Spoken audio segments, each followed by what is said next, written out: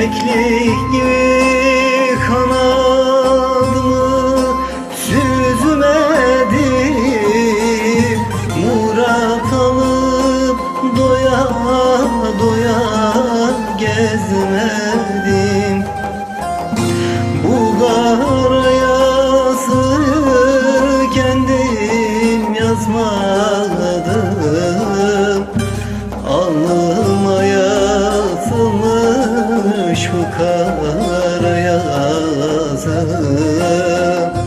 Kader böyleymiş Allah'ın bazı.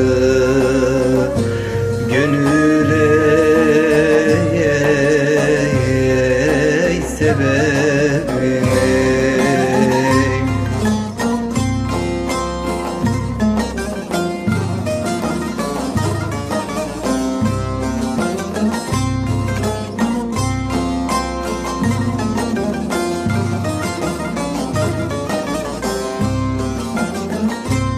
Geceleri uyku girmez gözüme, zalim yasık diken